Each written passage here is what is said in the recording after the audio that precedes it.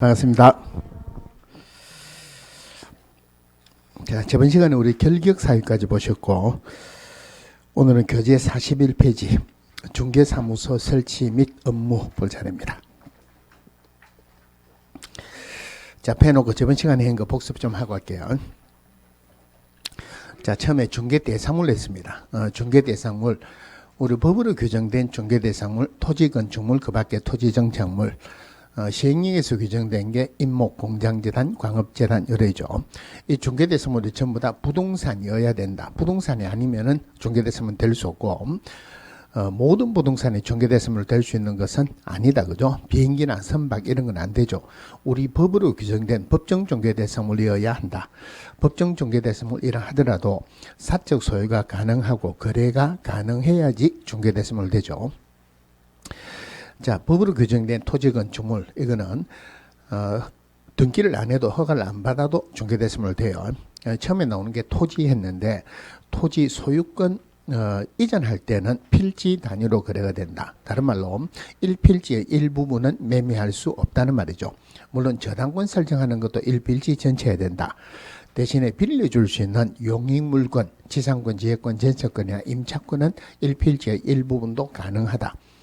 무주부동산, 주인이 없는 땅, 국유죠. 중개대상물 될 수 없다, 그죠? 미채굴 강물, 그리고 공유수매 마찬가지로 개인 거 될 수가 없으니까 중개대상물 될 수 없다. 그 다음에 건축물이에요. 물론 판례에서는 건축물을 민법상 건축물에 한정한다는 판례가 있어요.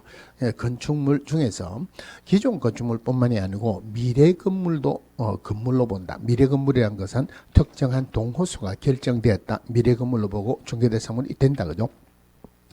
즉 분양계약을 체결해가지고 특정한 동호수가 결정되죠.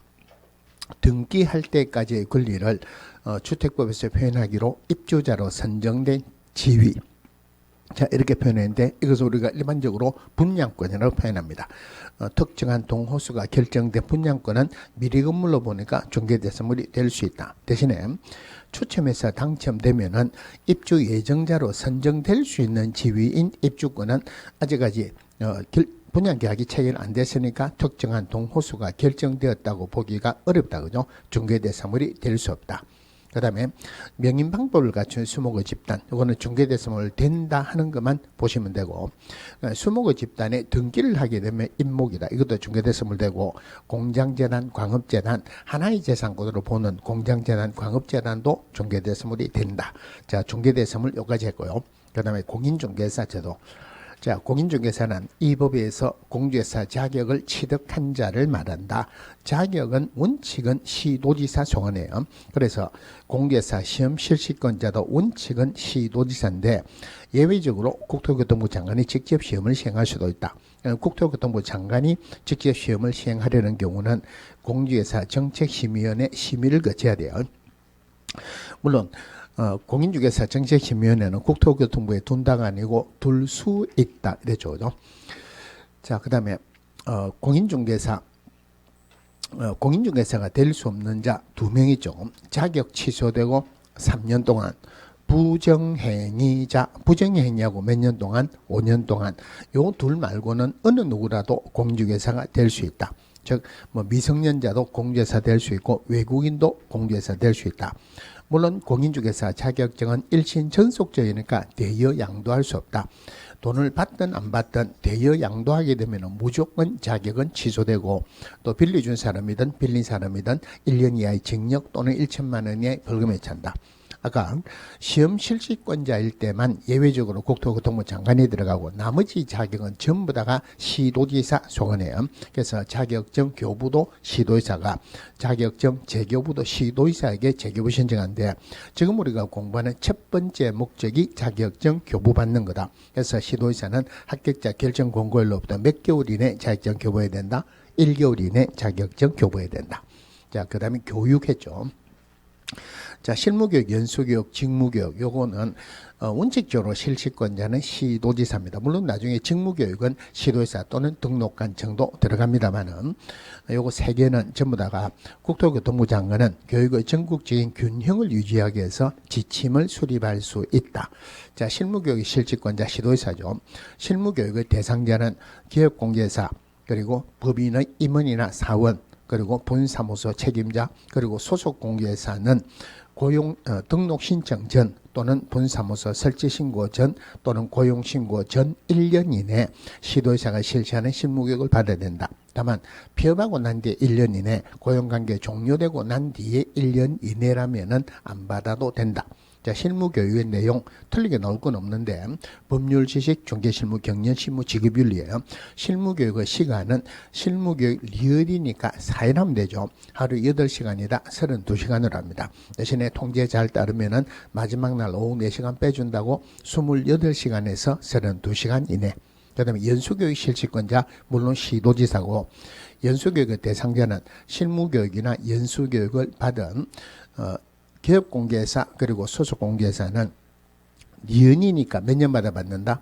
2년마다. 그러면은 시도지사가 통보해 줘야 되겠죠. 그래서 2년이 되기 2개월 전까지 통보합니다. 연수교육의 내용은 법이나 제도의 개정상 중개실무, 경영실무, 직업윤리 시간은 니은이니까 이틀 하면 되겠죠. 그죠?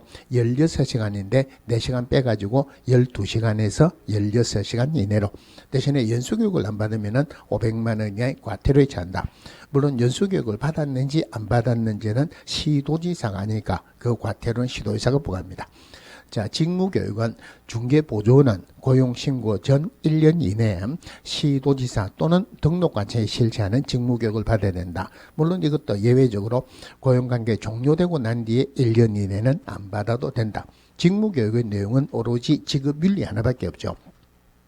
기억이니까 하루 하는데 8시간 할 게 없으니까 잘라서 4시간 한다. 이것도 통제 잘 따르면 좀 빼줘야 되니까 기억이니까 1시간 빼가지고 3시간에서 4시간. 그 다음에 예방교육, 국토교통부 장관 시도의사 등록관청은 기업공개사 등을 대상으로 예방교육을 실시할 수 있다. 그다음 예방교육을 실시하게 되면은 물론 통보를 하겠죠. 10일 이내 통보한다는 규정도 있어요. 그런데 예방교육은 기업공개사 등의 의무적으로 받아야 되는 교육은 아니다. 그래서 교육비를 안 받게 주거든. 그래서 예방교육 실시하는 교육기관에게 교육비를 지원할 수 있다. 자, 그 다음에 등록했어요. 자, 등록할 수 있는 자는 오로지 공인중개사고 법인만 등록을 신청할 수 있다. 우리 법에서 이중 등록, 이중 소속, 이중 사무소 할 수 없다 그러죠. 그러면 소속 공개사로서 등록 신청해서 등록하게 되면은 한쪽에는 소속 공개사고 한쪽에는 기업 공개사 된다. 이중 소속이죠. 결론적으로 공인중개사 가로열고 소속 공개사를 제외한다. 즉 소속 공개사를 제외한 공인중개사 그리고 법인만 등록을 신청할 수 있는데 누구에게 등록 신청하느냐? 등록관청이라 그러죠. 중개사무소 소재지 시군구청장을 등록관청이란다. 그런데 시장 가로 열고 구가 설치되어 있지 않은 시를 말한다. 어떤 시라 하더라도 어떤 구라도 그 안에 시가 있으면 시장은 등록관청이 아니고 구청장이 등록관청입니다. 그럼 공인중개사가 등록 신청할 때 들어가는 서류가 사실사자. 근데 제일 끝에 자격증은 시도지사 소관이니까 등록관청 시도지사에게 물어보면 되겠죠. 그래서 공무원이 확인할 수 있는 서류는 첨부가 안 된다 그랬어요. 그래서 등록관청은 자격증을 발급한 시도지사에게 자기 여부를 확인 요청해야 된다. 실무교육은 실무교육 받은 확인서 들어가야 되는데 물론 사실사지할 때 사진, 여권용 사진 들어가고 실무교육 받은 확인서 원칙은 첨부되는 서류지만은 실무교육을 위탁받은 기관이나 단체에서 실무교육 수료 여부를 등록관청이 전자적으로 확인할 수 있도록 조치를 취한 때에는 실무교육 받은 확인서 첨부 안 해야 된다. 그 다음에 사무소 확보해야 되는데 이 사무소는 꼭 자기 거 아니어도 되죠. 소유하거나 전세, 임대차, 사용대차 등 어떤 방법으로든 사용권만 확보하면 된다. 물론 이 사무소 건축물 대장에 기재된 건축물이어야 돼요. 적어도 무허가 건축물은 안 된다 이 말이죠. 그 다음에 법인의 등록 요건은 첫 번째 상법상 회사이거나 또는 협동조합으로서 자본금 5천만 원 이상일 것. 물론 협동조합 가로 열고 사회적 협동조합은 제외한다. 즉 사회적 협동조합은 어떤 등록 요건을 갖춘다 하더라도 영리를 목적으로 할 수 없기 때문에 사회적 협동조합은 등록을 안 시켜준다. 우리 법 14조에서 규정된 것만을 목적으로 설립될 것. 세 번째, 대표자는 공인중개사여야 되고 대표자를 제외한 임원 또는 사원의 3분의 1 이상은 공주회사일 것. 나머지는 사실사자 들어가면 되는데 실무교육은 임원이나 사원 전원이죠. 전원이라는 말은 예외가 없다는 말이죠. 그래서 이 부분에 임원이나 사원 중에 공인중개사든 아니든 중개업을 하든 안 하든 임원이나 사원 전원은 실무교육을 받아야 된다. 그 다음에 사무소 확보해야 되는데 우리 법에서는 사무소 면적 규정은 전혀 없다 이랬어요. 자, 그 다음에 등록 후 효력이 소멸되는 것. 피업 신고를 하면 등록 효력이 없어진다. 그리고 개인이 사망하거나 법인이 해산하면은 등록 효력이 없어지고, 또 하나가 등록 취소 처분을 받으면 등록 효력이 없어진다. 등록 효력이 없어지고 난 뒤에 중개업을 하면은 무등록자로 처벌받겠죠. 우리 법에서 형벌이 1년에 1천, 3년에 3천 두 개가 있는데 법에서 제일 못하게 하는 게 등록 안 하고 중개업을 하는 무등록자 제일 못하게 한다. 그럼 무등록자는 벌이 크겠죠. 그죠? 3년 이하의 징역 또는 3천만 원 이하의 벌금에 처한다. 자, 그 다음에 등록의 결격사유였어요. 등록의 결격사유다 하는 말은 이 결격사유에 해당하는 자는 등록할 수 없다. 등록할 수 없다는 말은 기업공개사가 될 수 없다. 물론 이 사람은 소속공개사도 못 되고 중개보조원도 못 된다. 기업공개사, 소속공개사, 중개보조원을 한꺼번에 표현할 때는 기업공개사 등이라고 표현합니다. 그래서 등록의 결격사유다 하는 말이나 기업공개사의 결격사유다 하는 말이나 기업공개사 등의 결격사유다 하는 말이나 결론은 똑같은 말이에요. 다르게 표현하면은 중개 업무에 종사할 수 없다는 말입니다. 구분해야 되는 게 공인중개사가 될 수 없는 자하고 등록의 결격사에 해당하는 자하고는 완전히 다르죠. 그죠? 구분하셔야 돼요. 그럼 등록의 결격사에 해당하는 자가 첫 번째가 미성년자, 피성년 후견인, 피한정 후견인, 파산 선고받고 복권되지 아니한 자. 요 네 명은 어떤 예외도 없이 등록의 결격사에 해당한다. 뭐 결혼을 했든 안 했든 아니면 후견인의 동의를 받든 안 받든 무조건 등록의 결격사에 해당한다. 그리고 이 네 명은 사회에 격리되어 있다가 온 사람은 아니다. 그래서 사회에 적응하는 시간 추가로 3년을 추가로 줄 필요는 없죠. 그죠? 여기에서 벗어나면은 바로 결격사에서 벗어난다. 자, 나머지는 공동 두 개로 나눌 수 있는데 업무 정지 받았다, 자격 정지 받았다, 집행유예 받았다. 요거는 전부 다 기간이 있죠. 그죠? 기간이 있는 것은 기간 동안이 결격사에 해당하고 기간이 없는 것은 3년 동안이 결격사에 해당한다.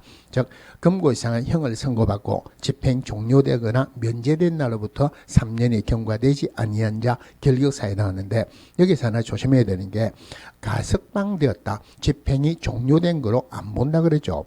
가석방되면은 가석방된 날부터 3년 동안 절대 결격사유가 아니고 잔여 형기 지나고 또 3년이 지나가야지 결격사에서 벗어난다. 금고 이상형의 집행유예를 받으면은 그 집행유예 기간 동안이 결격사에 해당한다. 자격이 취소되면 자격 취소된 날부터 3년, 등록 취소되면은 등록 취소된 날부터 3년, 300만 이상 벌금 선고받으면 결격사에 해당하는데 3년 동안 벌금은 300만 원 이상이지만 반드시 이 법 공인중개사법에 의해서 300만 이상 벌금 선고받아야지 결격사에 해당한다. 다른 법이면은 벌금이면은 결격사에 해당하지 않는다. 그죠? 그 다음에 자격 정지 받으면은 자격 정지 기간 동안 업무 정지 받고 폐업한 자로서 업무 정지 기간이 경과되지 아니한 자, 업무 정지를 법인이 받았을 때는 그 법인의 임원이나 사원에게 그 업무 정지 기간 동안 결격사유를 주는데 중요한 것은 임원이나 사원은 업무 정지 처분 당시의 임원이나 사원이 아니고 업무 정지 사유 발생했을 때 있던 임원이나 사원이다. 마지막으로 결격사에 해당하는 임원이나 사원이 있는 법인도 결격사에 해당한다. 다만 2개월 이내 해소하는 경우는 그러하지 아니하다. 자, 여기까지 했고요. 복습 다 끝났다고 알려주는 거죠. 자, 오늘의 41페이지 중개사무소 설치 및 업무. 자, 기업공개사 겸업 이래 나와 있는데, 자, 이 부분을 보기 전에 어떤 개념을 좀 잡고 들어가야 돼요. 어떤 개념이냐면은 아침에 우리 10시부터 수업 시작하죠. 그죠? 보통 아침에 식사하고 오십니까? 안 하고 오십니까? 물론 개중에는 식사 안 하고 오시는 분도 계시지만은 보통의 경우는 식사를 하고 오시죠. 그죠? 그럼 우리나라 법에 공인중개사 오전에 공부하시는 분은 아침에 식사해도 된다 하는 법은 있습니까? 없습니까? 법은 없죠. 그러면 아침에 식사했죠. 그죠? 법을 어기는 겁니까? 안 어기는 겁니까? 안 어기는 거죠. 그럼 결론을 말하면은 법에 규정이 없으면은 제한을 한다 안 한다. 제한을 안 한다. 법에 규정이 없으면 해도 된다 안 된다. 해도 된다. 이런 개념을 잡고 들어가면 좋아요. 자, 그러면은 업무 범위를 볼 때 기업공개사의 종별에 따라서 자, 첫 번째 법인인 기업공개사가 있고 그 다음에 공인중개사인 기업공개사 그리고 법 86385 부칙 6조 2항에 의한 기업공개사 중개인 이래 나와 있죠. 그죠? 자, 기업공개사 종별이고 업무 범위를 굳이 나누자 보면은 지역적인 부분은 어떻게 차이가 나는지 중개 대상물에 대해서는 어떤 차이가 나는지 겸업하거나 겸직하는 부분에서는 어떤 차이가 나는지 조금 구분해 봐야 되는데 지역적인 부분으로서 중개인이라는 게 물론 시험에서는 중개인이 안 나온다 그랬죠. 법 76385 부칙 6조 2항에 의한 기업공개사 시험에서는 제가 말씀드린 대로 나오는데 그걸 줄여가지고 우리 교재에서는 그냥 부칙상의 기업공개사 이렇게 표현을 해놨어요. 똑같은 사람으로 보세요. 지금 중개인이 계시면은 나이가 많습니까? 작습니까? 나이가 많죠. 그죠? 제가 중개인을 폄하하는 이야기는 절대 아닙니다. 여러분들 수업할 때 재미자고 하는 건데 지금 중개인이 계시면 나이가 많죠. 그죠? 다른 말로 다리가 실하다 부실하다. 부실하다. 전국으로 다니기가 쉽다 어렵다. 어렵다. 그래서 중개인의 업무 지역은 사무소 소재지 시도 내만 할 수 있어요. 사무소 소재 시도. 대신에 사무소 이전에 관한 규정은 없습니다. 오늘 나중에 사무소 이전할 건데 사무소 이전은 전국으로 할 수 있어요. 그런데 법인인 기업공개사, 공인중개사 기업공개사 업무 지역에 관한 규정은 없습니다. 규정이 없다는 말은 제한을 한다 안 한다? 안 한다. 그러면은 언제 어디까지 할 수 있다? 규정이 없으니까 제한을 안 한다. 전국으로 할 수 있다. 그죠? 물론 나중에 법인의 분사무소 나올 건데 분사무소도 규정이 없습니다. 그러면은 전국으로 한다. 그죠? 업무 지역은 했고 중개 대상물은 애당초 규정이 없습니다. 규정이 없다 하는 말은 어떤 기업 공개사는 어떤 거 할 수 없고 어떤 기업 공개사는 어떤 것만 할 수 있다. 이런 규정이 없다는 말이에요. 제한을 안 하죠. 그죠? 어떤 기업 공개사라도 어떤 중개 대상물에도 차이 없이 할 수 있다. 자, 제일 중요한 부분이 겸업하거나 겸직하는 부분인데 이거는 개인인 기업 공개사하고 개인인 기업 공개사, 법인인 기업 공개사 반드시 두 개를 구분하셔야 돼요. 자, 개인인 기업 공개사는 겸업에 관한 규정이 없습니다. 겸업에 관한 규정이 없다 하는 말은 제한을 한다 안 한다? 제한을 안 한다. 제한을 안 한다 하는 말은 우리 법이나 다른 법에서 못하게 하는 거 말고는 할 수 있다 보다 할 수 있다 그죠? 겸업할 수 있다. 여기 액면 그대로 지문에 틀리게 나온 적이 있었어요. 개인인 기업 공개사는 우리 공인중개사법에서 겸업에 관한 규정이 없기 때문에 원칙적으로 겸업할 수 없다고 보아야 한다. 맞다 틀렸다? 원칙적으로 겸업할 수 있다. 이렇죠. 그죠? 그러면은 자, 공인중개사 기업공개사는 중개사무소에서 문방구 할 수 있다 없다? 할 수 있죠. 중개인은 중개사무소에서 쌀장사 할 수 있다 없다? 할 수 있죠. 그럼 공인중개사 기업공개사는 중개사무소에서 인신매매업 할 수 있다 없다? 인신매매업은 못하게 하잖아요. 그죠? 못하게 하는 거 말고는 전부 다 할 수 있다. 자, 법인인 기업공개사는 우리 법에 규정이 있습니다. 이 규정이 어디서 나오냐면은 우리 법인의 등록 요건 할 때 두 번째가 법 14조에서 규정된 것만을 목적으로 설립될 것. 그러니까 법인의 설립 목적에 14조에서 규정된 것 말고 하나라도 법인의 설립 목적에 들어가면 등록을 안 해준다는 말이에요. 그 말이 또 다르게 표현하면은 이 법인이 등록을 했다. 그럼 법인인 기업공개사 되죠. 이 법인인 기업공개사 할 수 있는 업무는 법 14조에서 규정된 업무만 할 수 있다. 이 말이에요. 자, 그 밑에 우리 법인인 기업공개사 업무 범위 이래 나와 있죠. 그죠? 물론 기업공개사니까 동그라미 1번에 중개업 할 수 있고 나머지는 겸업할 수 있는 업무를 해놨는데 여기에 있는 건 할 수 없이 외워야 돼요.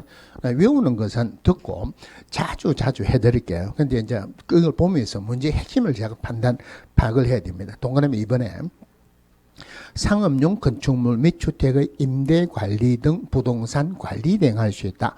임대 관리를 할 수 있다 그랬지 임대업을 할 수 있는 것은 아니죠. 그죠? 물론 대상은 상업용 건축물 즉 상가하고 주택만 할 수 있어요. 자, 두 번째가 부동산의 이용, 개발 및 거래에 관한 상담할 수 있습니다. 다른 이야기 좀 하고 할게요. 보통 여자분들이 길거리 가면은 제일 많이 보이는 가게 또는 간판이 미장원이래요. 그런데 공인중개사 공부를 하면은 미장원보다 더 많이 보이는 게 중개사무소랍니다. 그럼 길거리 가다가 중개사무소가 많죠, 그죠? 길거리 가다가 갑자기 커피가 한 잔 마시고 싶습니다. 옆에 커피숍도 없고 자판기도 없어요. 그럼 어떻게 해야 됩니까?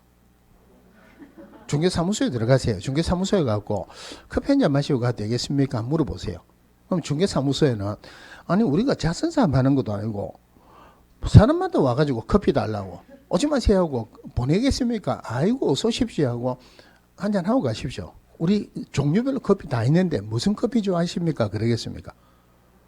커피 무슨 커피 좋아하십니까? 줍니다. 그게 무슨 말이냐면은 자 누가 땅을 사려고 해요. 중개사무소에 갖고 좋은 땅이 있습니까? 아, 땅 좋은 거 있습니다. 한번 가봅시다. 가고 바로 계약을 합시다. 그럼 그런 거 안 하죠, 그죠?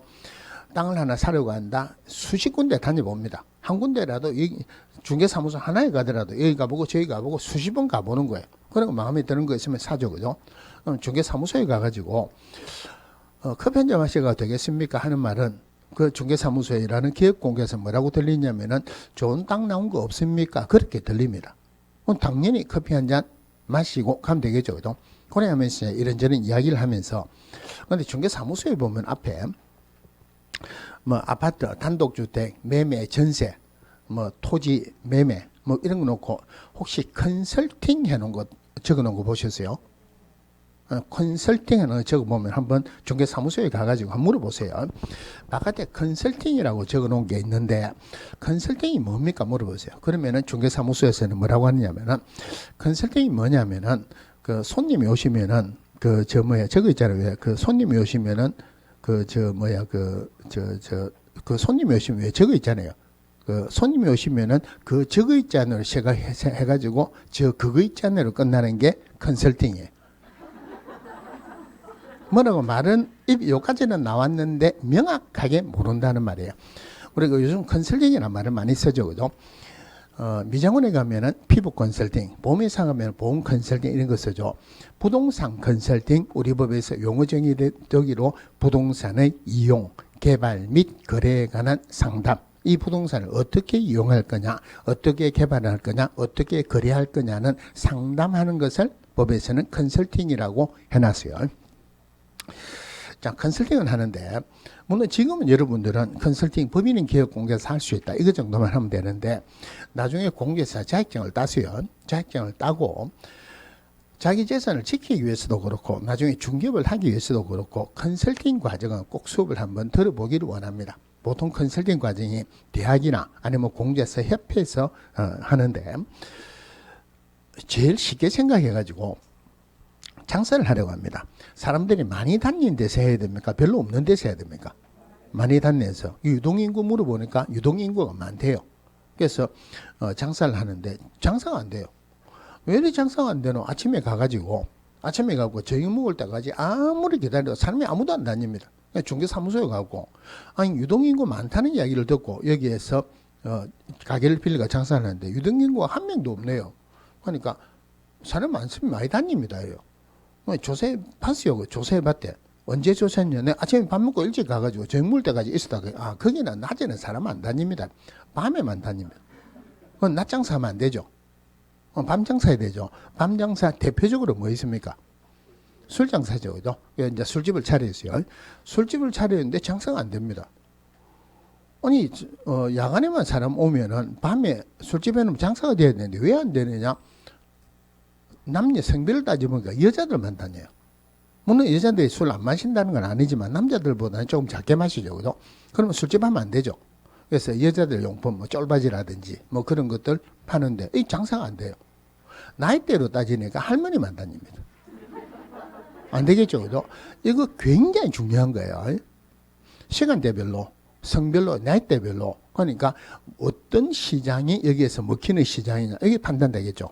그럼 만약에 아파트 근방에 가가지고 뭐 장사를 하나 하려고 한다. 아파트에 가면 필수적으로 들어가야 되는 업종이 있죠. 제일 대표적으로 뭐 있습니까? 중국집, 치킨집, 미장원, 세탁소 이런 꼭 있어야 되죠. 그럼 거기에 그 업종이 많은 게 좋습니까? 별로 없는 게 좋습니까? 별로 없는 게 좋죠. 그럼 내가 얘기한다 그러면은 콤파스 해가지고 10m 안에, 30m 안에, 50m 안에, 100m 안에 무슨 업종이 몇 개 있는지 샅샅이 조사를 해야 돼요. 그런데 업종이 하나밖에 없다 하더라도 예를 들어서 빵집을 한다. 빵집도 있어야 되죠. 그 빵집이 대구에서 제일 유명한 빵집이다. 옆에 대충 빵집 해갖고는 망하겠죠. 네, 그런 것들을 컨설팅 과정에서 공부를 할 거예요. 하여튼 부동산의 이용, 개발 및 거래에 관한 상담, 컨설팅 할 수 있다. 자, 세 번째가 4번에 기업 공개선을 대상으로 한 중개업의 경영 기법 및 경영 정보 제공할 수 있다. 그럼 핵심은 뭐냐면은 중개업에 관한 경영 기법이나 경영 정보 제공할 수 있는데 중개업은 합법적으로 누구만 할 수 있다? 기업공개사만 할 수 있죠. 기업공개사만 중개업을 할 수 있는데 기업공개사 외의 자에게 중개업에 관한 경영 기법을 제공한다. 경영 정보를 제공한다. 이거는 말이 안 되죠. 그래서 누구를 대상으로만 할 수 있다? 기업공개사를 대상으로 중개업에 관한 경영 기법이나 경영 정보 제공할 수 있다. 그 다음에 5번에 이것도 굉장히 자주 나와요. 상업용 건축물 및 주택의 분양 대행할 수 있다. 자, 분양 대행하는 것은 오로지 상가하고 주택만 할 수 있죠. 토지 분양 대행할 수 있다 없다? 할 수 없죠. 택도 없죠. 그죠? 토지나 택도 없다. 이거 굉장히 자주 나와요. 상가하고 주택만 분양 대행할 수 있다. 그다음에 6번에 중개 의뢰인의 의뢰에 따른 도배, 이사업체의 소개 등 주거 이전에 부수되는 용역의 알선할 수 있어요. 자, 용역의 알선, 이사업체, 도배업체 소개 알선을 할 수 있죠. 핵심은 자기가 이사업, 도배업을 할 수 있는 것은 아니다. 이사업체나 도배업체 소개 알선을 할 수 있지 이사업, 도배업을 할 수 있는 것은 아니다. 한 페이지 넘어가서 7번에 볼게요. 자, 7번에 경매부동산에 대한 권리분석 및 취득의 알선, 그 다음에 경매 매수 신청의 대리, 공매부동산에 대한 권리분석 및 취득의 알선, 공매 매수 신청의 대리. 자, 의뢰되어 있고, 다만 경매부동산의 매수 신청, 입찰 신청, 대리를 하고자 할 때는 대부분 규칙으로 정하는 요건을 갖추어 지방법원에 등록하고 그 감독을 받아야 한다. 자, 6번, 7번 요거 내용이 조금 원래 있는 법보다 풀어갖고 한다고 해놨는데 더 많습니다. 줄여갖고 한번 볼게요. 자, 법인인 기업공개사가 할 수 있는 마지막 업무로서 경매 그리고 공매 물건의 권리 분석 그리고 취득의 알선할 수 있습니다. 또 매수 신청 대리, 입찰 신청 대리할 수 있다. 그러니까 매수 신청 대리, 입찰 신청 대리한다. 이게 무슨 말이냐면, 자, 우리가 경매라는 말은 요즘은 법원에서 물건을 판다고, 옛날에는 경락자라 했는데 법원 물건을 산다고 요즘은 매수인이랍니다. 경매 신청한다 대신에 매수 신청한다 그래요. 그러면은 여러분들은 개인 자격으로 경매 신청할 수 있죠. 그죠? 근데 경매 들어갈 수는 있는데 경매 절차도 잘 모르겠고 뭐 보증금을 얼마를 내야 될지도 잘 모르겠고 얼마에 선회해야 될지도 잘 모르겠다. 그래서 기업공개사에게 내 대신에 당신이 좀 해달라. 이게 매수 신청 대리, 입찰 신청 대리예요. 그럼 요 중에서 오로지 경매 물건의 매수 신청 대리, 입찰 신청 대리하고자 할 때만 별도로 법원에 등록을 해야 됩니다. 법원에 등록을 하고 그 감독을 받는다. 다른 말로 하면 공매 물건의 매수 신청 대리, 입찰 신청 대리할 때는 법원에 등록할 필요가 없다는 말이에요. 왜냐하면 경매는 법원에서 하는데 공매는 자산관리공사에서 합니다. 자산관리공사에서 하는데 법원에 등록할 필요가 없죠. 그죠? 또 하나가 경매 물건의 권리분석 취득의 알선할 때도 법원에 등록할 필요는 없다. 오로지 경매 물건은 매수 신청 대리, 입찰 신청 대리하고자 할 때 법원에 등록하고 그 감독을 받는다. 우리 공주회사법 제일 끝에 가면은 경매 부분 공부를 좀 할 거예요. 근데 저번 주에 다른 학원에 있는데 올해 시험 쳐가지고 합격하신 분이 고맙다고 밥 사러 하면서 점심때 밥 사러 왔는데, 근데 요즘은 뭐 초반이니까 한 3시간만 합니다. 그죠? 2시간 맞추고 떠가니까 누가 온다는데 탕 먹으러 가자 이래. 남자들이 탕 하면은 뭐라 합니까? 무슨 탕입니까? 보신탕이죠. 그죠? 저도 옛날에는 보신탕을 참 좋아했어요. 참 좋아하고 잘 먹고 이랬는데, 우리 애가 고등학교 3학년 때 되니까 우리 집사람이 애 올해 시험도 쳐야 되고 이러는데 한 해만 안 먹으면 안 되느냐. 그래서 뭐 꼭 그거 찾아가지고 뭐 먹을 것도 아니고, 그래서 한 해 안 먹었어요. 한 해 안 먹다 보니까 조금씩 안 먹게 돼요. 그런데 한 4, 5년 전에 우리 작은애가 강아지를 한 마리 데리고 왔어요. 강아지를 데리고 왔는데 집에서 강아지 키우면서 또 보신탕 먹기가 좀 그렇죠. 그죠? 요즘은 제가 보신탕을 잘 안 먹어요. 보신탕 집에 가면은 삼계탕이죠. 그죠? 그래서 다른 분 2분은 보신탕 드시고 저는 삼계탕을 먹는데, 그 중에 한 번 요번에 합격하신 분이 시험은 쳤고 뭐 다른 거만 할 거 없나 물어보니 찾아보니까 경매 기초 공부하는 데가 있대요. 하루에 2시간씩인가 4시간씩인가 하여튼 4주를 하는데, 4주 동안 하는데, 뭐 저한테 수업 들은 거 이거 가지고 이야기 되는 거 전부 다 그보다 더 미치더랍니다. 괜히 돈 주고 배우러 왔다. 나중에 경매할 때도 일부러 돈 주고 하는 것보다는 훨씬 핵심만 꼭 공부를 할 거예요. 하여튼 경매 물건은 매수인장 대리, 입찰 신장 대리하고자 할 때만 법원에 등록하고 그 감독을 받는다. 자, 그러면은 법인이 기업공개에서 할 수 있는 업무 다시 한번 볼게요. 물론 기업공개에서 하니까 중개업을 할 수 있죠. 지금을 할 수 있는 첫 번째, 상업용 건축물 및 주택의 임대관리 등 부동산 관리 등을 할 수 있다. 두 번째, 손님이 오시면은 저 뭐야로 시작해가지고 그 뭐야로 끝나는 그 뭡니까? 컨설팅이죠. 그죠? 부동산의 이용, 개발 및 거래에 관한 상담할 수 있죠. 그 다음에 중개업에 관한 경영기법이나 경영정보 제공할 수 있는데, 이거는 누구를 대상으로만 할 수 있다? 기업공개사만을 대상으로 할 수 있다. 분양 대행할 수 있죠. 오로지 상업용 건축물하고 주택만 분양 대행할 수 있다. 토지나 택지는 절대 분양 대행할 수 있는 것은 아니다. 그 다음에 주거 이전에 부수되는 용역의 알선으로서 이사업체, 도비업체 소개할 수 있다. 자기가 이사업, 도배업을 할 수 있는 것은 아니다. 마지막으로 경매 공매 물건의 권리 분석 및 최대의 알선, 매수인장 대리, 입찰 신장 대리할 수 있다. 그죠? 요 중에서 오로지 경매 물건의 매수인장 대리, 입찰 신장 대리하고자 할 때만 법원에 등록하고 그 감독을 받는다. 자, 그러면은 법인인 기업공개사 겸업을 할 수 있는 여기 6번으로 했어요. 자, 나머지 1번부터 5번까지가 있습니다. 이게 겸업할 수 있는 업무인데, 개인인 기업공개사는 우리 법이나 다른 법에서 못하게 하는 것 말고는 원칙적으로 할 수 있다 그랬죠. 그래서 개인인 기업공개사 이거 다 할 수 있습니다. 할 수 있어요. 다만 우리 법에서 중개인은 5번, 6번은 이걸 못하게 됐습니다. 6번은 못하게 됐어요. 그러면은 1번부터 5번까지는 모든 기업공개사가 할 수 있다. 그렇죠. 자, 법인인 기업공개사 주로 한 문제가 나옵니다. 자, 그 다음에 고용인 나와요. 자, 고용인. 우리 회사에 가면은 직원이라는 사람이 있죠. 그죠? 그 사람은 우리 법에서는 고용인이라고 표현합니다. 물론 고용인 중에서 자격증이 있는 사람을 소속공개사, 자격증이 없는 사람을 중개보조원이란다. 오랜만에 용어 정의할 때 나온 거 있죠. 그죠? 다시 한번 확인합시다. 자, 소속공개사 용어 정의할 때 반드시 들어가야 되는 2개가 뭐였습니까? 소속되었다, 공인중개사다. 그리고 중개업을 할 수도 있고 기업공개사의 중개업을 보조할 수도 있다. 자, 공인중개사 가로 열고 기업공개사인 법인의 임원이나 사원으로서 공인중개사인 자를 포함한다, 제외한다. 포함한다. 즉 임원이나 사원으로서 공인중개사인 자도 소속공개사에 해당한다 이 말이죠.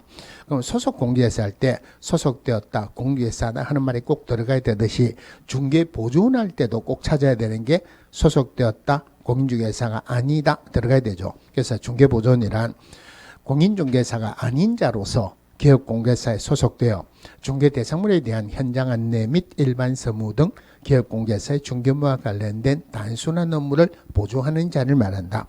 소속공개사는 중개만 할 수 있지만 중개보조원은 중개 업무 할 수 없다. 그죠? 자, 그러면 고용하게 되면 고용신고를 합니다. 고용신고를 하는데 소속공개사 되기 위해서는 실무교육을 받아야 되죠. 그런데 중개보조원이 되기 위해서는 무슨 교육을 받아야 된다? 직무교육을 받아야 된다. 그러면은 고용신고를 할 때 실무교육 받은 확인서, 직무교육 받은 확인서 첨부를 안 합니다. 첨부를 안 한다는 말은 등록관청이 확인해야 돼요. 그래서 거기에 42페이지 제일 밑에 동그라미 4번에 고용신고를 받은 등록관청은 결기역사에 해당 여부와 요거는 지금 보시지 말고 자 실무교육 또는 직무교육 수료 여부를 확인해야 된다. 교육받은 확인서 첨부 안 한다 그랬죠. 등록관청이 확인해야 돼요. 자, 또 소속 공개사는 자격증이 있죠, 그죠? 그러면 고용신고할 때 자격증 사본을 첨부를 안 합니다. 자격은 원래 누구 소관이다? 시도지사 소관이다. 그럼 공무원들끼리 확인할 수 있죠. 그러면은 등록관청은 자격증을 발급한 시도지사에게 자기 여부를 확인 요청해야 된다. 그게 그 위에 동그라미 3번이죠. 그죠? 소속 공개사의 고용신고서를 제출하는 경우 자격증 사본을 첨부하지 않아야 된다. 그래서 등록관청이 확인해야 돼요. 그러면은 고용신고할 때 첨부하는 서류가 없다는 말이에요. 고용신고할 때 첨부하는 서류가 없다 하는 말은 인터넷으로 신고할 수 있다 없다? 할 수 있다. 그죠? 고용신고할 때 전자문서로 할 수 있다 이 말이에요.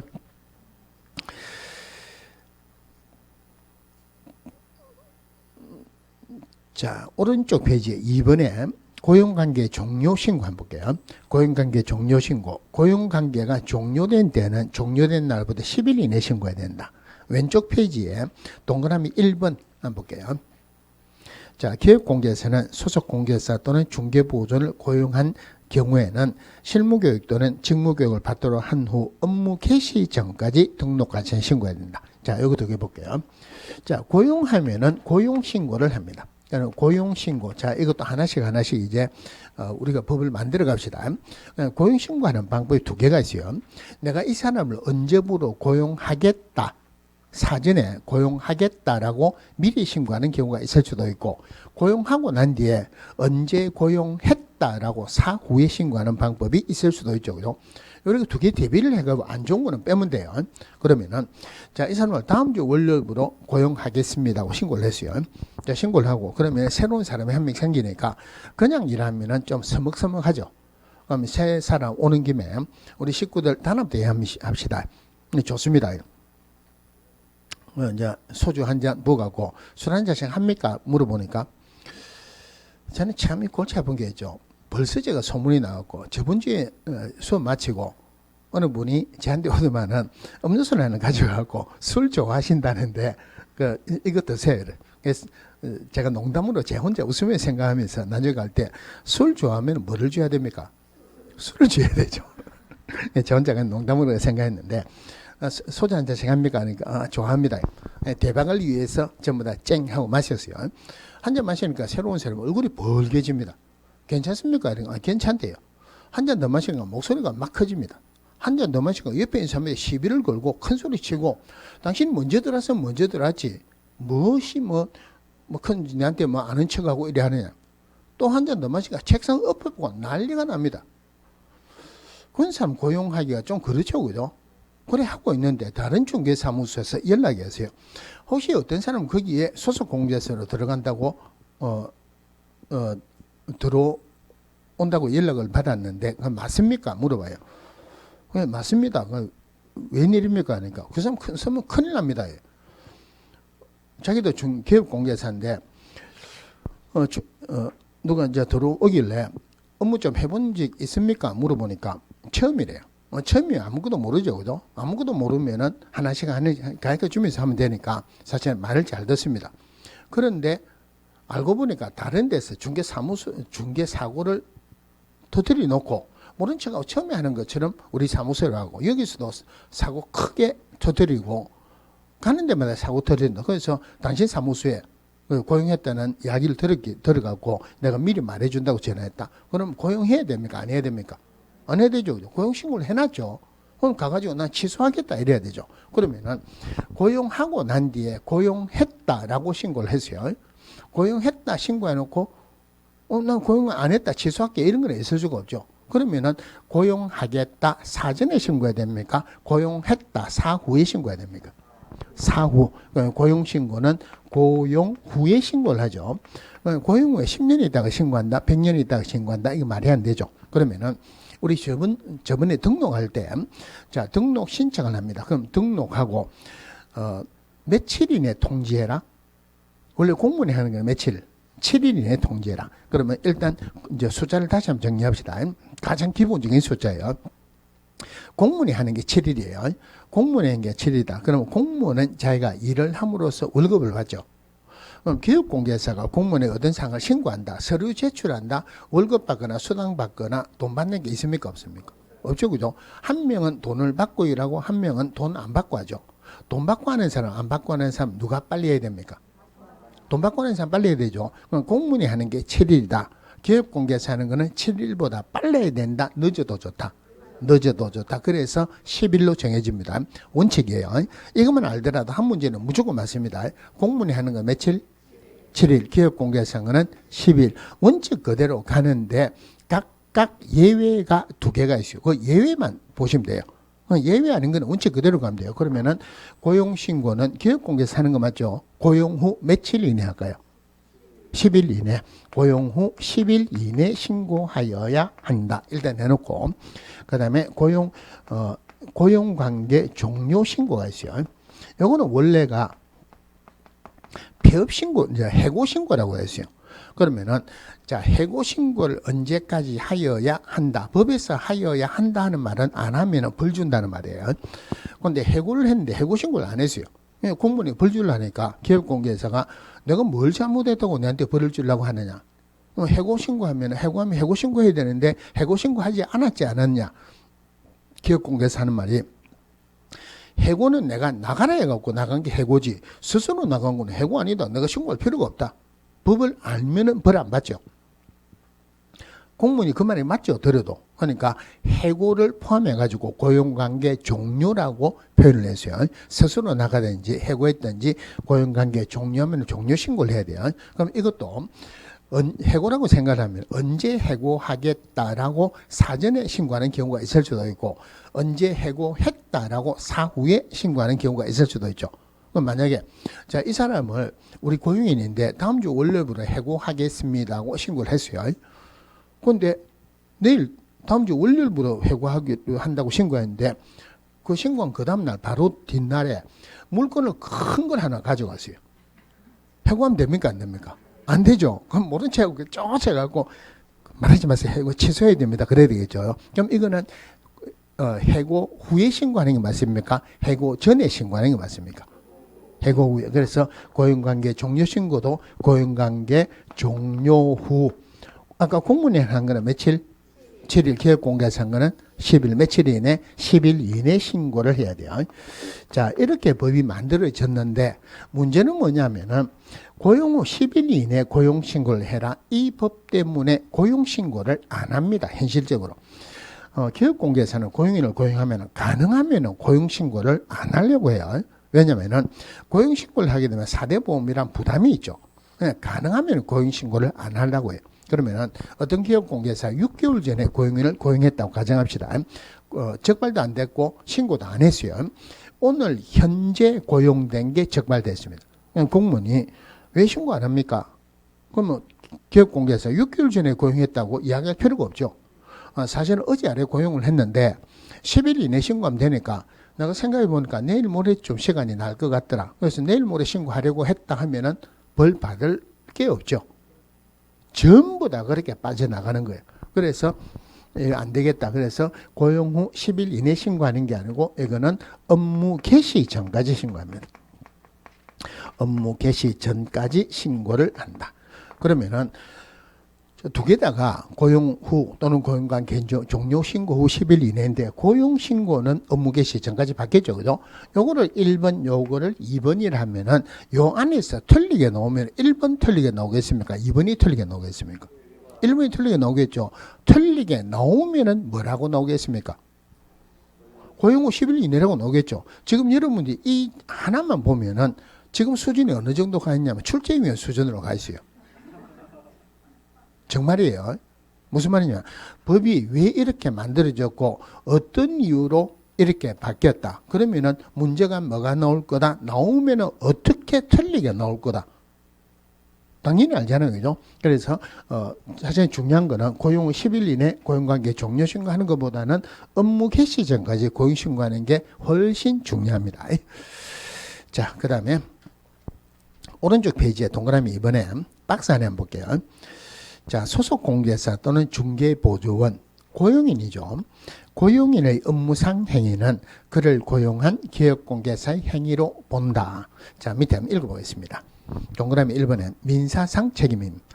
고용인의 업무상 고의 또는 과실로 거래 당사자에게 재산상 손실을 입힌 때에는 고용인은 민법상 불법 행위자로서 손해배상 책임을 진다. 고용인이 손해배상 책임을 지는 것은 당연하다. 그죠? 자, 동그라미 2번에 기업공개사는 자신의 고의 또는 과실이 없는 경우에도 고용인과 연대해서 손해배상 책임을 지며 기업공개사와 고용인은 부진정 연대 채무관계에 놓인다. 따라서 중개의뢰인은 기업공개사와 고용인에게 선택적으로 또는 공동으로 손해배상 청구를 할 수 있다. 동그라미 3번에 기업공개사가 대신 손해배상을 한 경우 고용인에게 구상권을 행사할 수 있다. 여기까지만 한번 볼게요. 물론 고용신고 이게 지문에 넣을 수는 있지만 여기 한 문제로 넣을 수는 없다. 그죠? 자, 중요한 거는 법에서 뭐라고 되어 있냐면은 고용인의 업무상 행위는 그를 고용한 기업공개사의 행위로 본다. 자, 시계에서 고용인이 업무상 행위를 해가 잘못했어요. 고용인도 벌을 받지만 그 행위는 누가 한 거로 본다? 기업공개사 한 거로 본다. 그럼 기업공개사에게도 벌을 주겠다 이 말이에요. 다른 말로 기업공개사가 고용인 때문에 벌을 안 받으려면은 고용인 관리 감독을 잘 해라 이 말입니다. 그러면은 고용인의 업무상 행위의 결과 첫 번째가 의뢰인의 재산상 손실이 발생했어요. 의뢰인의 재산상 손실이 발생했다. 지금 누가 잘못했습니까? 고용인의 업무상 행위의 결과 의뢰인의 재산상 손실이 발생했다. 고용인이 잘못했죠. 그런데 누가 잘못한 거로 본다? 기업공개사 잘못된 거로 본다 하는 말은 기업공개사가 궁극적으로 손해배상 책임이 있다 이 말이에요. 자, 기업공개사의 손해배상 책임이 있다. 자, 문제는 뭐냐면은 기업공개사가 잘못된 게 전혀 없습니다. 기업공개사가 고의나 과실이 전혀 없어요. 그럼 기업공개사는 손해배상 책임이 있다 없다? 지금 잘못은 누가 있습니까? 고용인이 잘못했죠. 누가 잘못한 거로 본다? 기업공개사 잘못된 거로 본다. 그럼 기업공개사가 잘못된 게 전혀 없다 하면은 물어준다 안 물어준다? 고용인이 잘못해도 기업공개사 잘못된 거로 보니까 기업공개사가 잘못된 게 전혀 없어도 물어준다는 말이에요. 그러니까 기업공개사의 입장에서는 고의나 과실이 없어도 물어줍니다. 기업공개사 입장에서는 무과실 책임이에요. 과실이 없어도 고의나 과실이 없어도 책임이 있다. 그죠? 그러면은 의뢰인하고 고용인하고 일을 하다가 고용인 때문에 의뢰인의 재산상 손실을 발생했다. 그러면 의뢰인은 일단 고용인에게 물어달라 그러겠죠. 고용인에게 물어달라 물어주면 끝나는 거예요. 안 물어주면은 기업공개사 그 행위를 한 거로 봐가지고 기업공개사 물어달라고 해도 돼요. 아니면 처음부터 기업공개사가 그 행위를 한 거로 봐가지고 처음부터 기업공개사 물어달라고 해도 되고, 아니면 처음부터 고용인하고 기업공개사에게 연대해서 물어달라고 해도 된다. 이것을 민법에서는 부진정 연대 책임이다 이럽니다. 자, 부진정 연대 책임이다. 그럼 부진정 연대 책임 하에서 기업공개사 물어주면은 고용인에게 당신 때문에 물어줬으니까 내놔라 구상권을 청구할 수 있습니다. 자, 구상권을 청구할 수 있다. 그러면은 기업공개사 입장에서는 기업공개사 물어줬죠. 고용인에게 내놔라 할 수 있죠. 그러면 기업공개사 입장에서는 금전적으로는 손해가 난다 안 난다? 손해가 안 나죠. 그죠? 문제는 뭐냐면은 기업공개사 물어줬습니다. 고용이 내일 사무실에 가고 고용에게 내놔라 해야 되겠다. 그 다음날 사무실에 가면은 고용이 출근한다 안 한다. 안 한다. 전화하면 받는다 안 받는다. 안 받는다. 구상권을 청구할 수 있다는 거지 돈을 받는다는 보장은 없다는 말이에요. 자, 그러면은 부진적 연대 책임이고 구상권을 청구할 수 있다는 말은 궁극적으로는 기업공개사 책임이 있지만 고용인은 책임이 없는 것은 아니다. 고용인에게도 책임은 있습니다. 자, 그 밑에 2번에 양벌 규정 보겠습니다. 동그라미 1번에 고용인이 법 48조 1년 이하의 징역 또는 3년 이하의 징역 또는 3천만 원 이하의 벌금 또는 49조 1년 이하의 징역 또는 1천만 원 이하의 벌금에 해당하는 행위를 하여 징역 또는 벌금을 받게 되는 경우 그를 고용한 기업공개사에게도 해당 조의 벌금형을 과한다. 이랬죠. 그죠? 자, 동그라미 2번에 면책 규정. 자, 기업공개사가 그 위반 행위를 방지하기 위해서 해당 업무에 관해서 상당한 주의와 감독을 게을리하지 아니한 경우에는 벌금형을 받지 않는다. 자, 여기까지만 먼저 봅시다. 자, 고용인의 업무상 행위의 결과 형벌의 대상이 되었어요. 형벌의 대상이 되었다. 우리 법에 형벌이 두 개가 있죠. 그죠? 3년에 3천, 1년에 1천. 그러면은 고용인에게는 우리 법에 나와 있는 그대로 징역 또는 벌금을 주면, 징역 또는 벌금을 주는데, 이거 누가 이 행위를 한 거로 본다? 기업공개사 행위를 한 거로 본다. 기업공개사에게도 벌을 주겠죠. 그죠? 자, 그럼 기업공개사에 벌을 주는데, 문제는 기업공개사가 고용인 때문에 징역을 받는 것은 너무 심하다는 말이에요. 그래서 고용인이 징역을 받아도 기업공개사는 벌금을 받습니다. 고용인이 벌금을 받아도 기업공개사는 벌금을 받아요. 그래서 벌금은 양벌 규정이라 표현합니다. 다른 말로 기업공개사는 고용인 때문에 징역을 받는 경우는 있을 수가 없다는 말이죠. 그럼 첫 번째 봐야 되는 게 고용인에게 주는 벌금하고 기업공개사에 주는 벌금하고 똑같다라는 법은 없습니다. 옛날에 좀 오래됐습니다. 그때가 98년쯤 됐는가 모르겠는데, 하여튼 제가 회사 다니면서 마지막으로 근무했던 데가 건설사업부였어요. 기획실에 들어가가지고 쭉 돌다가 마지막으로 건설사업부를 만들어 건설사업부의 현장지원팀장으로 일을 하는데, 그러면 처음에 건설사업부를 만들었으니까 다른 데 수주를 해가지고 뭐 건설을 한다, 이거는 좀 어렵고, 제일 처음에 그룹사 공장들 이래 쭉 짓고 있었어요. 처음에 지은 게 안산에 가갖고 전자공장 하나 짓고 그 다음에 제조공장 짓고 그렇게 쭉 하고 있는데, 천안에 우리 그룹사 기숙사 짓는다고 아파트 5층짜리 아파트 2개를 짓고 있었어요.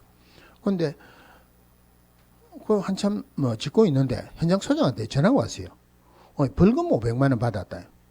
뭐 때문에 받았냐 그러니까 검찰 노동부 안전관리공단 단속으로 천안에 합동 단속을 나갔는데 천안에 51군데 현장에서 50군데 벌금을 받았대요.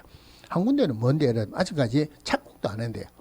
벌금 받은 이유가 뭐냐면은 공사 현장 가면은 먼지가 많이 나죠.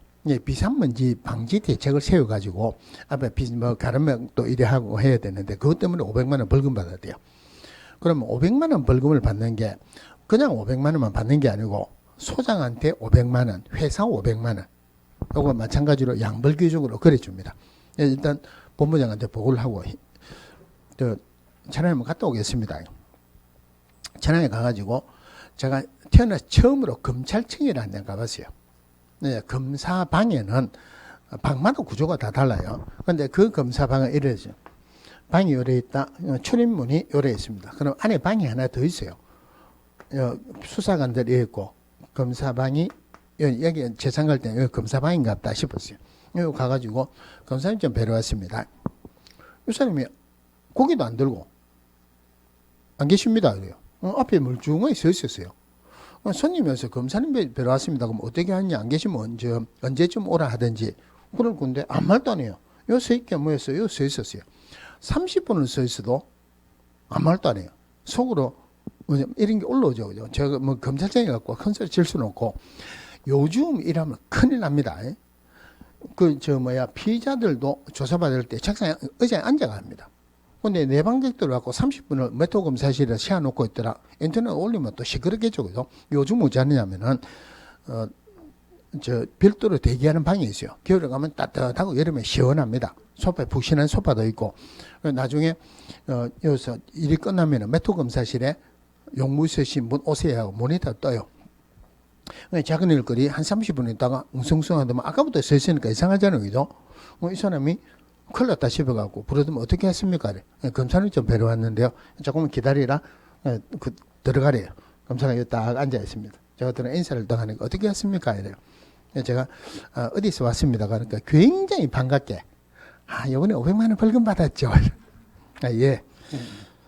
사실은 우리가 늘 그러는 게 아니고 잘하고 있다가 우찌우찌 해가지고 이래 됐는데 그랬다고 하니까 검사는 컨소시얼 때 검사는 아니에요. 대한민국 검사랍니다. 당신이 대한민국 검사 앞에 벌금 깔아왔단 말이에요. 이래요. 저는 벌금이 까지는 거는 몰랐습니다. 일단 한번 가봤어요. 그래 그게 아니고 어쩌고저쩌고 하니까 어디에서 왔느냐, 어디에서 왔다 이러니까 성의도 가력하고 차비는 좀 빼줘야 되겠네. 100만 원 까줄게요. 내가 까달라는 소리도 안 했어요. 그럼 500, 500에서 400, 400 됐죠. 200만 원 까졌죠. 그죠? 벌금이 까지는구나. 100만 원만 더 까자.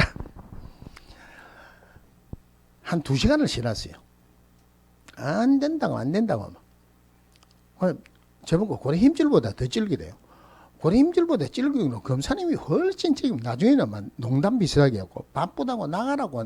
검사님 바쁜 거는 대한민국 국민이 다 합니다. 그런데 저도 월급쟁인데 저도 바쁩니다. 지금 100만 원 더 까준다 한마디만 딱 하시면은 큰 소리 딱 들고 바로 나갈게요.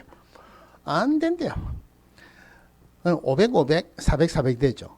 나중에는 도저히 안 되니까 하는 말이 모르겠다. 소장 300. 저 목표 달성했죠. 소장 300. 회사 500. 다른 말로 하면은 회사에 주는 벌금, 소장에 주는 벌금 같아야 된다. 다를 수도 있다. 그래서 첫 번째 봐야 되는 게 교육공개에서는 고인에게 주는 벌금과 동일한 벌금 아니죠. 그죠? 해당 조에 규정된 벌금. 예를 들어서 고인의 행위가 1년에 1천짜리라면은 1,000만 원 이하의 벌금이니까 500만 원 줄 수 있죠. 그럼 이 사람에게 500만 원 준다는 게 아니고 이 사람에게도 1,000만 원 이하의 벌금을 줍니다. 그러면은 고용인이 징역이나 벌금을 받은 이유가 업무상 행위로 받았다. 공인중개사 법에 의해서 징역이나 벌금 받으죠. 양벌규정으로 받는 벌금도 공인중개사 법에 의해서 받는 거예요. 우리 저번 주에 결격 사유할 때 벌금은 얼마 이상 300만 원 무슨 법에 의해서 이 법에 의해서 그럼 이것도 이 법이거든요. 300만 원 이상 벌금 받으면은 결격사유에 해당합니다. 결격사유에 해당하면은 원래는 등록이 취소됩니다. 그래서 옛날에는 기획공개사에 공인 때문에 벌금 받고 등록 취소된 사람이 많았어요. 어떤 기획공개사가 공인 때문에 300만 원 이상 벌금 받아가 등록 취소됐습니다. 그 기획공개사 기분 좋겠습니까? 안 좋겠습니까? 안 좋죠. 그죠? 안 좋은 게 아니고 완전히 막 미쳐버립니다. 대낮부터 술을 마시고 기분이 안 좋고 쭉 가는데 매일 다니는 길인데 한 번도 못 보던 변호사 사무실이 있는 걸 봤어요. 새로 생긴 건 아닌데 그걸 딱 보자마자 이 사람이 내가 내를 구제시켜준다 신에 계신갑다. 변호사 사무실 올라갔어요. 올라가고 변호사한테 그럽니다. 내가 기업공개사인데 고용인 때문에 벌금 받은 금에도 억울해 죽겠는데 등록 취소됐다. 세상에 이런 법이 어디 있습니까? 변호사가 그 이야기하면 압니까? 모릅니까? 모릅니다. 변호사라고 모든 법을 잘 아는 건 아니죠. 그죠? 공인중개사 법 우리나라에서 제일 잘하는 사람이 누구겠습니까? 저는 이 이야기할 때 빨리 대답이 안 나오는 게 신기합니다. 여기 있잖아요. 공인중개사법은 어느 누구보다도 어느 변호사보다도 제가 잘 압니다. 그러니까 변호사가 이래 하면 무슨 말인가 모르거든요. 모른다 하기는 그렇고 잠깐만 기다려봐라. 법제를 쭉 찾아보니까 이래 됐어요. 그러면은 이 법에서 300만 이상 벌금 선고 받으면 결격사에 해당돼가지고 등록 취소되는 거 맞습니다. 이래야 됩니까? 아니면은 변호사도 글쎄요 벌금 받는 건 해도 그런데 등록 취소되었다 이런 법이 세상에 어디 있습니까? 맞장구를 쳐야 됩니까? 맞장구 쳐야 되죠. 그러니까 그 사람이 변호사한테 소송 한번 할까요? 이럽니다. 세상에서 제일 아둔한 사람이 변호사 앞에 갖고 소송 한번 할까요? 해라 합니까? 하지 말아 합니까? 무조건 해라야죠. 저도 수임료 내야 되죠. 이겨도 수임료 내고 성공보수금 떠내야 되죠. 소송을 했어요. 당연히 졌습니다. 당연히 졌어요. 그러니까 기업공개사는 기분 안 좋죠. 변호사도 기분이 안 좋은 척은 해야 돼요. 근데 완전히 안 좋은 건 아닙니다. 왜냐하면 항고하면 수임료 또 받죠. 항고했어요. 또 졌습니다. 법에 있는 걸 또 졌습니다. 그러니까 그때서야 기업공개사 눈치를 채죠. 아, 변호사가 내 편이 아니고 돈 편이구나. 내 편이 아니구나. 그런데 변호사는 하나 더 있죠. 대법원 가면 되죠. 그죠? 대법원 갑시다. 그러니까 이미 자기 편이 아니고 돈 편이라고 알았습니다. 갑니까? 안 갑니까? 안 갑니다. 변호사가 말로 먹고 사는 사람이죠. 말은 잘합니다. 그죠? 에이, 의제 향골인데 3세판은 해봐야지. 억지로 가고 대법원에 갔어요. 그러니까 대법원에 가니까 대법원 판사가 판결을 내리면서 자, 양벌규정으로 벌금을 주는 이유는 기업공개사 고용인 관리감독을 잘 해라는 의미였다. 양벌규정으로 벌금 받아가지고 등록 취소까지 확대해라는 의미는 아니었다 그랬어요. 그러니까 이제 그 판례가 나오고 난 뒤에는 우리나라 모든 양벌규정 법이 다 바뀌었어요. 양벌규정으로 벌금 받았다? 이거 결격사유로 본다 안 본다? 양벌규정으로 벌금 받아가면 등록 취소 안 된다는 말이에요. 즉 양벌규정으로 300만 이상 벌금 받아도 결격사유를 안 본다 이 말이에요. 자, 그럼 원칙적으로는 벌금을 줍니다. 그럼 양벌규정으로 벌금 받아 등록 취소는 이제 안 되죠. 그죠? 이래 바뀌고 법을 조금 더 완화시켰어요.